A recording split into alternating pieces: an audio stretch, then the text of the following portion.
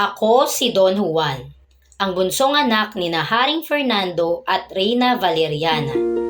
Ang aking ama ay nagkasakit at ang lunas na kinakailangan dito ay ang awit ng Ibong Adarna.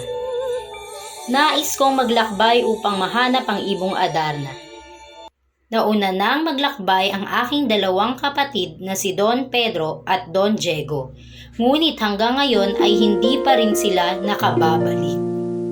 Dahil dito, hahanapin ko sila at ako naman ang susubok na kuhain ang Ibong Adarna. Kinailangan kong maglakbay ng ilang buwan bago makarating sa bundok Tabor. Ngayon, mukhang narito na ako. Naway mahanap ko ang aking mga kapatid at ang Ibong Adarna. Magandang araw sa iyo. Nais ko lamang magtanong kung mayroon ka bang pagkain. Maari mo ba akong bigyan? Gutom na ako. Heto po, may tinapay po ako. Tanggapin niyo po ito. Sino ka? Ako po si Don Juan, bunsong anak ni Haring Fernando at Reyna Valeriana ng Kahariang Berbanya. Don Juan, ano ang iyong pakay dito sa bundok Tabor? Ang aking amang hari ay may sakit at ang lunas dito ay ang pag-awit ng Ibong Adarna. Nais kong hulihin ng Adarna. Ang Adarna na iyong tinutukoy ay may engkanto na wala pang nakakatalo. Kinakailangan mong manawagan sa Diyos at sa paghuli nito. Masusubok ang katibayan mo. Tanggapin mo itong kutsilyo, dayap at gintong sintas.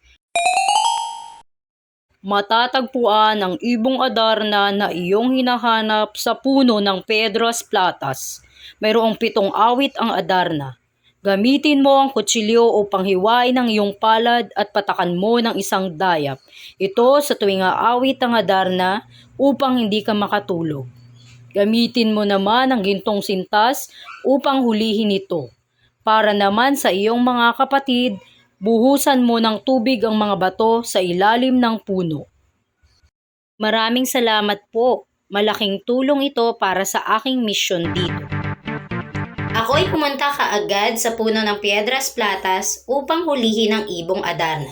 Sa bawat awit nito, hiniwa ko ang aking palad at tinatakhan ng dayap upang hindi makatulog gaya ng utos na matandang ermitanyo. Nahuli ko ang Ibong Adarna gamit ang gintong sintas. Sa wakas, magagamot na ang aking amang hari. Gaya din ng utos ng matandang ermitanyo, binuhusan ko ng tubig ang 2 bato sa ilalim ng puno. Ang aking kapatid na si Don Pedro at Don Diego ay naging taong muli.